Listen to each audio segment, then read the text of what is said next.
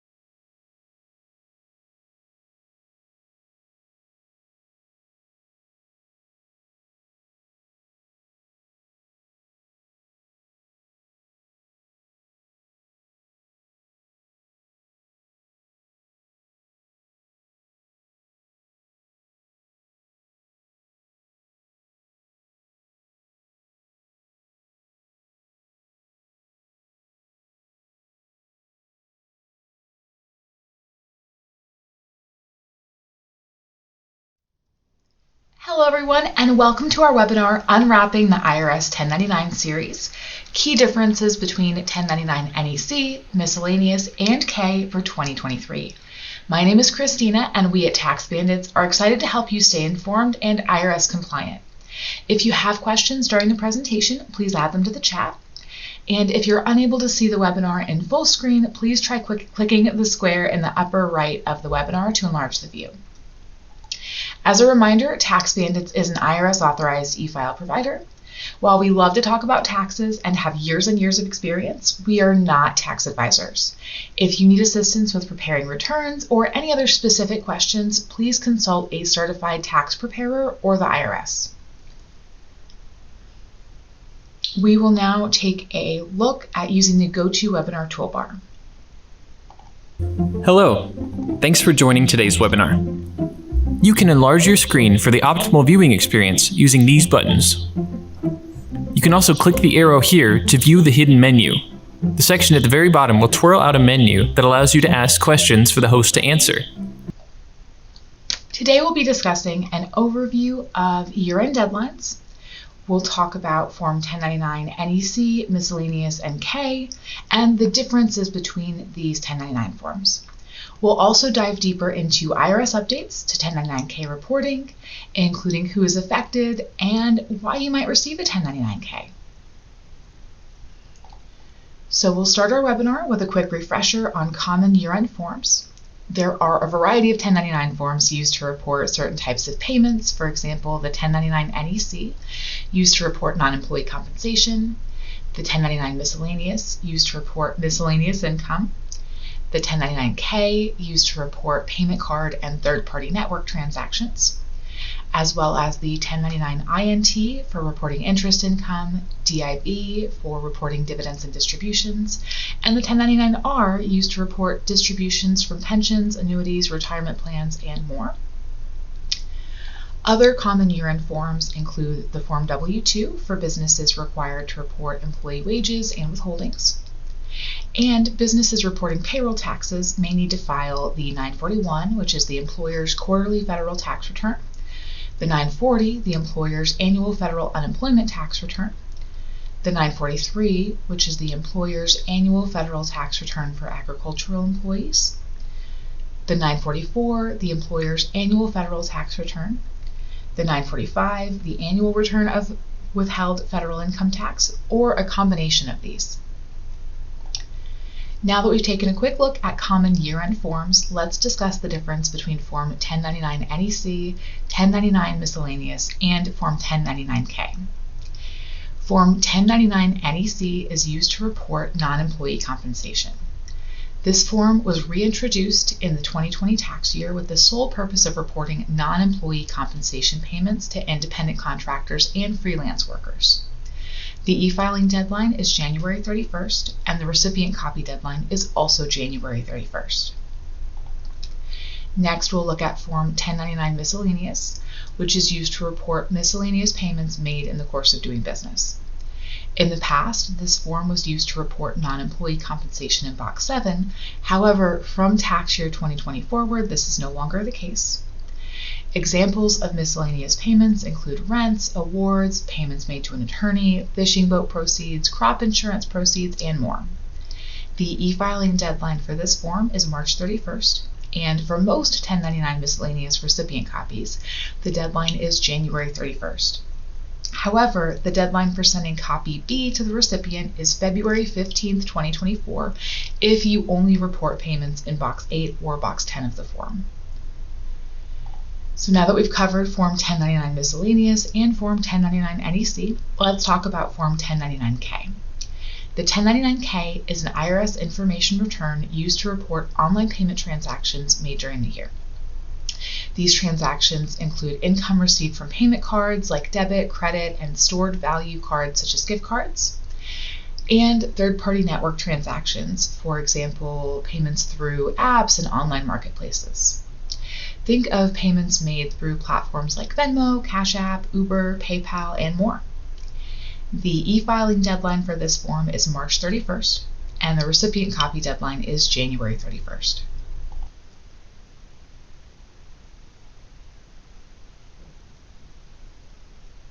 Now we'll discuss some key differences between these 1099 forms.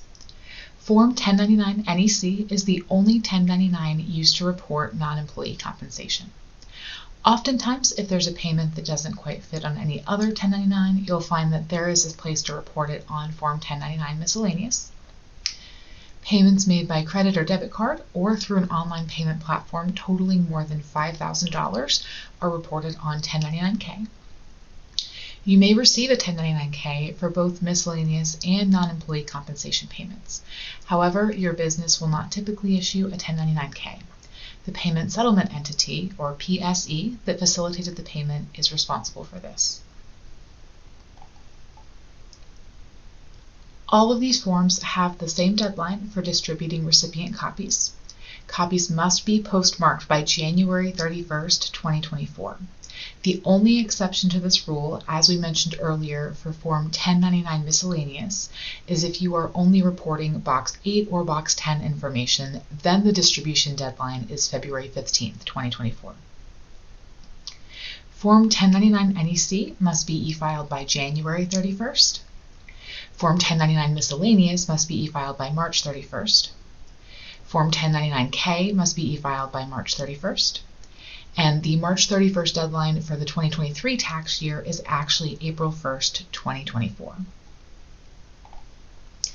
As we mentioned earlier on in the webinar, there have been major changes to Form 1099-K reporting requirements. For 2022 and prior tax years, payment processors were required to report transactions exceeding $20,000 or exceeding 200 transactions or more. For 2023 tax year and beyond, all transactions made for goods and services exceeding $5,000, regardless of the number of transactions completed, must be reported on the 1099-K. So who will be affected by the updates to the 1099-K reporting? Essentially, everyone who uses online payment transaction platforms is likely to be affected in some way. Businesses that receive payments from customers and clients will likely receive 1099-Ks for these transactions. Individuals who use online payment processors will also likely receive a 1099-K for these transactions if they're $5,000 or more. And independent contractors that are paid by debit or credit card or through an online payment processor will likely receive both a 1099 NEC and a 1099-K. Businesses and taxpayers will need to carefully track their payments to report these payments correctly. Here are some examples of why you might receive a 1099-K. Recipients of over $5,000 of the following types of payments will receive Form 1099-K.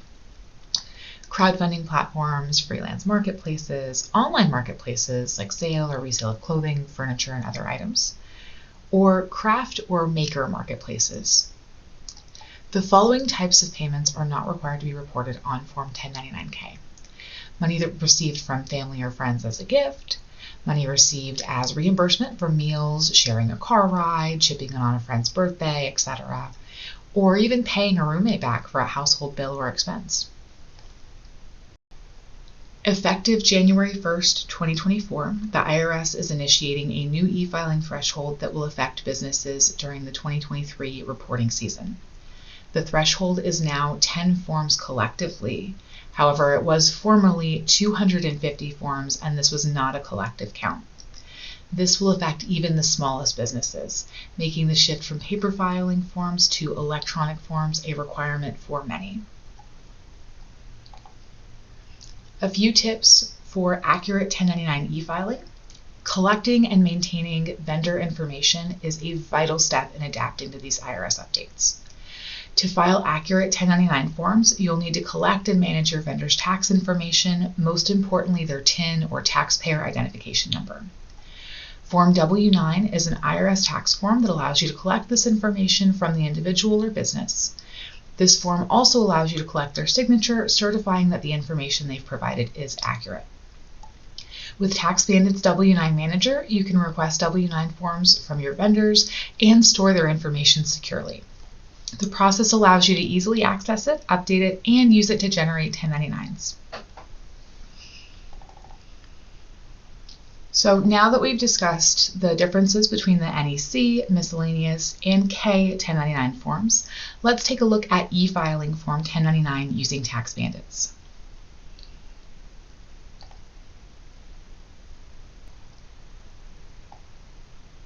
If you already have a TaxBandits account, you'll simply sign in. If you do not yet have an account, you can sign up using your email address, name, choose a password, and add a phone number. Well, cool. One more time, Caleb.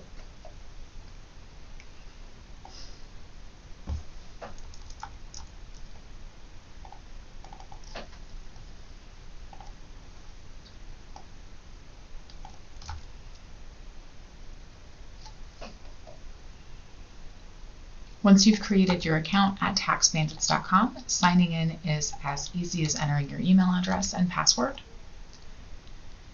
From here, we'll choose to start a new form. We'll select the type of form that we're filing and choose the tax year that we're filing for. You can upload multiple forms all at once in bulk, or you can create individual forms manually, and we'll take a look at this option for our webinar today. To get started, we'll select our filer from our address book. Next, we'll select the recipient that we're filing for. And from here, we'll just start to add our form details.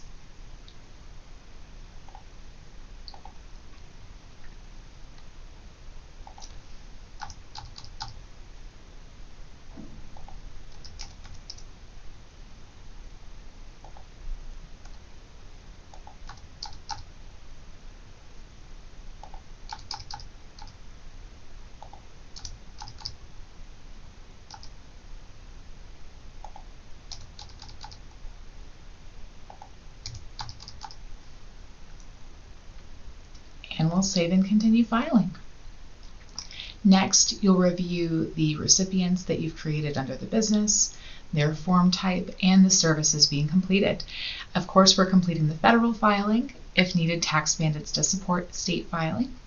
We can print and mail the recipients their copies, and we also have a secure online option for recipients to receive electronic copies of their form.